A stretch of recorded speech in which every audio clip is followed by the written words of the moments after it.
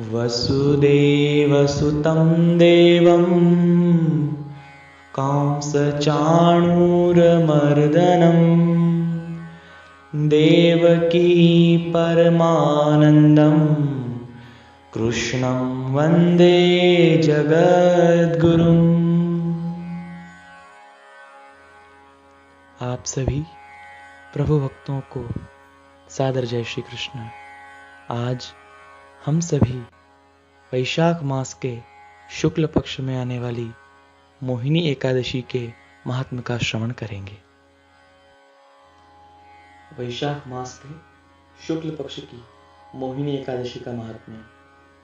युधिष्ठिर ने पूछा, हे जनार्दन, वैशाख मास के शुक्ल पक्ष में किस नाम की एकादशी होती है?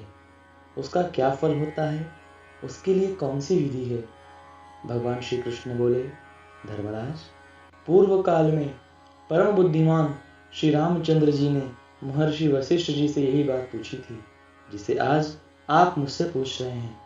श्री राम ने कहा, हे भगवान, जो समस्त पापों का क्षय तथा सब प्रकार के दुखों का निवारण करने वाला हो, व्रतों में उत्तम व्रत हो, उसे मैं सुनना चाहता हूँ।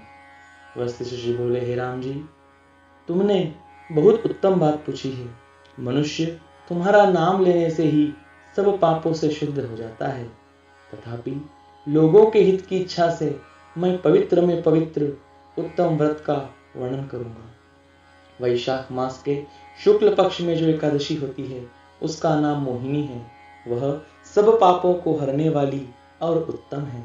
उसके व्रत के प्रभाव से मनुष्य मोहजाल तथा पातक समूह से छुटकारा पा जाते हैं।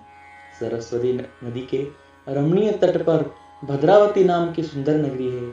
वहां धृति नामक राजा, जो चंद्रवंश में उत्पन्न और सत्य प्रतिज्ञ थे, राज्य करते थे। उसी नगर में एक वैश्य रहता था, जो धन धान्य से परिपूर्ण और समृद्धशाली था। उसका नाम धनपाल था। वह सदा पुण्य कर्म में ही लगा रहता था। दूसरों के लिए पौसला अर्थात प्याऊ, कुआं, मठ, बगीचा, पोखरा और घर बनवाया करता था। भगवान विष्णु की भक्ति में उसका हार्दिक अनुराग था। वह सदा शांत रहता था। उसके 5 पुत्र थे, सुमना, द्युतिमान, मेधावी, सुकृत तथा धृष्ट बुद्धि। धृष्ट बुद्धि 5वां पुत्र था। वह सदा बड़े बड़े पापों में ही संलग्न रहता था। जुए आदि दुर्व्यसनों में उसकी बड़ी आसक्ति थी। वह वैश्याओं से मिलने के लिए लालायित रहता था। उसकी बुद्धि न तो देवताओं के पूजन में लगती थी और न पितरों तथा ब्राह्मणों के सत्कार में। वह दुष्टात्मा अन्याय के मार्ग पर चलकर पिता का धन बर्बाद किया करता था। एक दिन वह वेश्या के गले में बाह डाले चौराहों पर घूमता देखा गया, तो पिता ने उसे घर से निकाल दिया तथा बंधु बांधवों ने भी उसका परित्याग कर दिया। अब वह दिन रात दुख और शोक में डूबा तथा कष्ट पर कष्ट उठाता हुआ इधर उधर भटकने लगा। एक दिन किसी पुण्य के उदय होने से वह महर्षि कौंडिन्य के आश्रम पर जा पहुंचा। वैशाख का महीना था। तपोधन कौंडिन्य गंगा जी में स्नान करके आए थे। धृष्ट बुद्धि शोक के भार से पीड़ित हो मुनिवर कौंडिन्य के पास गया और हाथ जोड़ सामने खड़ा होकर बोला, हे ब्राह्मण, हे द्विज श्रेष्ठ, मुझ पर दया करके कोई ऐसा व्रत बताइए जिसके पुण्य के प्रभाव से मेरी मुक्ति हो। महर्षि कौंडिन्य बोले, वैशाख के शुक्ल पक्ष में मोहिनी नाम से प्रसिद्ध एकादशी का व्रत करो। मोहिनी को उपवास करके प्राणियों के अनेक जन्मों के किए हुए मेरु पर्वत जैसे महापाप भी नष्ट हो जाते हैं। वशिष्ठ जी कहते हैं, हे राम जी, मुनि का यह वचन सुनकर धृष्ट बुद्धि का चित्त प्रसन्न हो गया।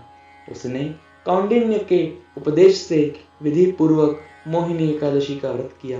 नृपश्रेष्ठ, इस व्रत के करने से वह निष्पाप हो गया और दिव्य देह धारण कर गरुड़ पर आरूढ़ हो सब प्रकार के उपद्रवों से रहित श्री विष्णु धाम को चला गया। इस प्रकार यह मोहिनी व्रत बहुत उत्तम है। इसके पढ़ने और सुनने से सहस्त्र गौदान का फल प्राप्त होता है। अच्युतं केशवं श्रीरामनारायणं कृष्णदामोदरं वासुदेवं हरे श्रीधरं माधवं श्रीगोपिकावल्लभं जानकीनायकं श्रीरामचन्द्रं भजे। ॐ तं नमामि हरिं परम् ॐ तं नमामि हरिं परम् ॐ तं नमामि हरिं परम्।